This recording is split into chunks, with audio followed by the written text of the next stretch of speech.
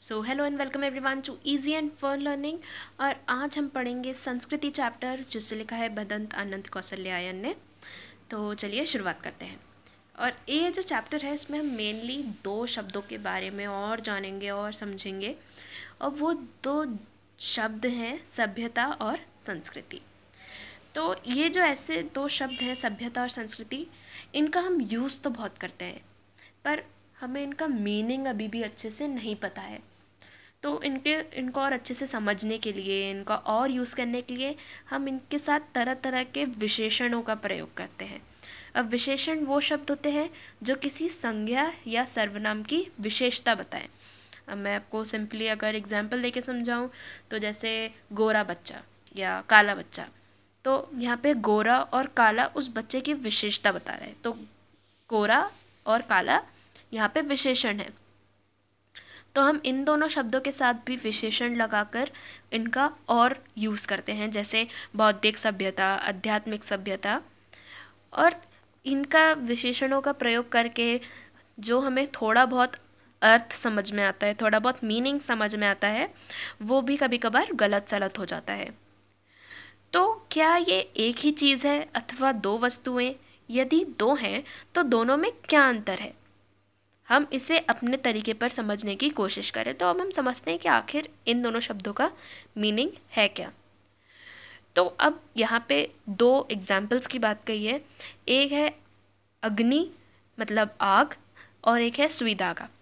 तो कल्पना कीजिए उस समय की जब मानव समाज का अग्नि देवता से साक्षात नहीं हुआ था। तो मतलब उस समय जब आग या अग्नि का इन्वेंट नहीं हुए थे वो।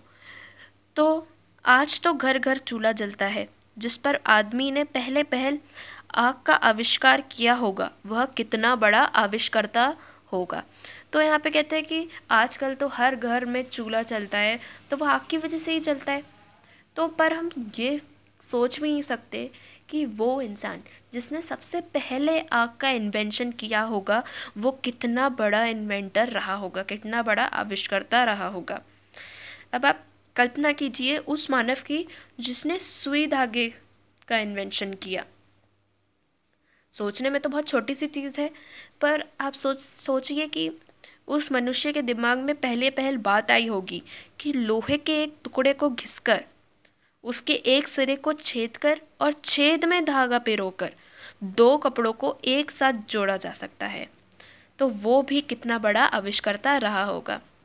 तो इन्हीं दो उदाहरणों पर विचार कीजिए। पहले उदाहरण में एक चीज़ है किसी व्यक्ति विशेष की आग का आविष्कार कर सकने की शक्ति, और दूसरी चीज़ है आग का आविष्कार। तो अगर हम इन दोनों उदाहरणों के बारे में सोचें तो हमें दो चीज़ें दिखती हैं। पहले हम आग का एग्जाम्पल लेते हैं। तो उसमें दो चीज़ें दिखती हैं। पहली है कि उस आदमी का आग का आविष्कार कर सकने की शक्ति, और दूसरा आग का आविष्कार। और इसी प्रकार अगर हम दूसरे एग्जाम्पल को देखें सुई धागे वाले को, तो उसमें भी दो ही चीज़ हैं, सुई धागे का आविष्कार कर सकने की शक्ति और सुई धागे का आविष्कार। तो जिस योग्यता, प्रवृत्ति अथवा प्रेरणा के बल पर, तो ये जो लाइन है ये बहुत ही ज़्यादा इम्पॉर्टेंट है। और ये जो तीन शब्द हैं इनका भी आपको अर्थ सीरियसली समझना ही होगा। तो योग्यता मतलब कि उसमें कितनी योग्य है, वो कितना योग्य होगा, उसकी प्रवृत्ति अथवा उसने कितनी जगह से प्रेरणाएं ली होगी, और इतना सब कर कर उसने आग व सुई धागे का आविष्कार किया होगा। वह है व्यक्ति विशेष की संस्कृति, और उस संस्कृति द्वारा जो आविष्कार हुआ, जो चीज़ उसने अपने तथा दूसरों के लिए आविष्कृत की, उसका नाम है सभ्यता। तो अब हमने जब इतना पढ़ा उससे हमें यही समझ में आता है कि जो इंसान खुद एक नई कल्याणकारी लाभकारी चीज़ का खोज करे, नई चीज़ का आविष्कार करे, उसे हम एक संस्कृत व्यक्ति कहते हैं। पर जो इंसान उस आविष्कार के बल पर कुछ जीवन जिए अपना और उसका यूज़ करके कुछ करे, उसे हम सभ्य व्यक्ति कहते हैं। तो मतलब जिस व्यक्ति ने पहली चीज़ जितनी अधिक व जैसी परिष्कृत मात्रा में होगी, परिष्कृत मतलब एकदम रिफाइंड मात्रा में होगी, वह व्यक्ति उतना ही अधिक और वैसा ही परिष्कृत आविष्कर्ता होगा। तो एक संस्कृत व्यक्ति किसी नई चीज़ की खोज करता है। तो संस्कृत व्यक्ति वो ही होता है जो किसी नई चीज़ की खोज करे, किंतु उसकी संतान और अपने पूर्वजों से अनायास ही प्राप्त हो जाता है। पर जो उसकी आने वाली पीढ़ी होगी उनको तो वो नॉर्मली आसानी से प्राप्त हो जाएगा, क्योंकि पहले तो उसने उस चीज़ का इन्वेंशन कर ही चुका है। तो जो इंसान किसी नई चीज़ का इन्वेंशन करता है उसे हम एक संस्कृत व्यक्ति कहते हैं। तो जिस व्यक्ति की बुद्धि ने अथवा उसके विवेक ने किसी भी नए तथ्य का दर्शन किया, वह व्यक्ति ही वास्तविक संस्कृत व्यक्ति है। तो ये हमें बार बार यही बता रहे हैं कि जिसने अपनी बुद्धि का इतना प्रयोग किया, जिसने पेशेंस रखा और किसी नई चीज़ के बारे में उसने खोजा, वो एक वास्तविक संस्कृत व्यक्ति है। और उसकी संतान जिसने अपने पूर्वज से वह वस्तु अनायास, अनायास मतलब आसानी से ही प्राप्त कर ली हो, वो सभ्य व्यक्ति कहलाता है। और वो संस्कृत नहीं कहलाएगा, क्योंकि वो इनहेरिट कर रहा है एक चीज़ को, वो उसने खुद कुछ इन्वेंट नहीं करा है। तो इसलिए वो एक सभ्य व्यक्ति कहलाएगा, संस्कृत व्यक्ति नहीं कहलाएगा। तो आप एक एग्जाम्पल ले सकते हैं, जैसे न्यूटन ने गुरुत्वाकर्षण के बारे में इन्वेंशन किया था। गुरुत्वाकर्षण जिन्हें मीनिंग नहीं पता है वो है ग्रेविटी। तो न्यूटन ने ग्रेविटी का इन्वेंशन किया, तो वो एक संस्कृत मानव था, क्योंकि उसने एक नई चीज़ का इन्वेंशन किया। पर आज के अगर हम बात करें, आज का अगर हम विज्ञान की बात करें, तो जो आज के विद्यार्थी हैं उन्हें शायद न्यूटन से भी ज़्यादा पता हो, और वो चीज़ों के बारे में पता हो जो न्यूटन को नहीं पता हो, क्योंकि वो मर गया था उसके बाद ही। तो ऐसा नहीं है कि आज के जो विद्यार्थी हैं वो न्यूटन से ज़्यादा संस्कृत हैं या न्यूटन से ज़्यादा सभ्य हैं। न्यूटन ही वास्तविक संस्कृत व्यक्ति है, पर जो आज के विद्यार्थी, आज के वैज्ञानिक उसकी इन्वेंशन के बल पर और इन्वेंशन कर रहे हैं या उनके बारे में और पढ़ रहे हैं, तो वो सभ्य व्यक्ति कहलाएंगे। ऐसा होने पर भी हम आज के भौतिक विज्ञान के विद्यार्थी को न्यूटन की अपेक्षा अधिक सभ्य भले ही कह सकते हैं, पर न्यूटन जितना संस्कृत नहीं कह सकते। हम आज के विद्यार्थी को न्यूटन जितना संस्कृत नहीं कह सकते, भले ही हम उसे और सभ्य कह सकते हैं। ठीक। अब आग के आविष्कार में कदाचित पेट की ज्वाला की प्रेरणा एक कारण रही। अब इनने बताया कि लोग किसी चीज़ का इन्वेंशन क्यों करते हैं, क्योंकि उन्हें ज़रूरत पड़ती है। अब आग की आविष्कार क्यों हुआ होगा, क्योंकि इंसान को भूख लगी होगी और वो ऐसी कच्चा तो खा नहीं सकता है, तो उसने कुछ सोचा होगा, तो तरह तरह के ख्याल आए होंगे, तो एक नीड थी जिसकी प्रेरणा के बल पर उसने आग का आविष्कार किया। अब सुई धागे का आविष्कार शायद इसलिए हुआ होगा सर्दी गर्मी से बचने के लिए। तो इन सब चीज़ों में हमें एक नीड पता चल रही है कि किसी नीड के कारण ही किसी चीज़ का खोज हुआ है। पर आप अब एक ऐसे आदमी की कल्पना कीजिए जिसका पेट भी भरा हो, तन ढका हो, तन मतलब शरीर ढका हो, मतलब उसके पास कपड़े भी हैं, खाना भी है, फिर भी जब वो खुले आकाश के नीचे सोया हुआ रात के जगमगाते तारों को देखता है, तो उसको केवल इसलिए नींद नहीं आती क्योंकि वह यह जानने के लिए परेशान है कि आखिर ये मोती भरा थाल है क्या। तो ऐसा नहीं है कि हमेशा नीड के अनुसार ही इन्वेंशंस होंगे। तो जो इंसान जिसका पेट भरा हो, तन ढका हो, वो भी जब खुले आकाश के नीचे सो के आकाश को देखता है, तब वो जब तारों को देखता है तो वो सोचता है कि आखिर ये है क्या। तो पेट भरने और तन ढकने की इच्छा मनुष्य की संस्कृति की जननी नहीं है। पेट भरा और तन ढका होने पर भी ऐसा मानव जो वास्तव में संस्कृत है कभी भी निठल्ला नहीं बैठ सकता। हमारी सभ्यता का एक बड़ा अंश हमें ऐसे ही संस्कृत आदमियों से मिलता है।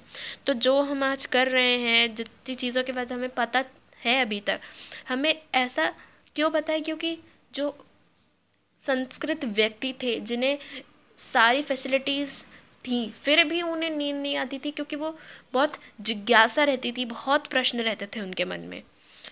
तो उनकी हमारे ऊपर बहुत सारी देन है।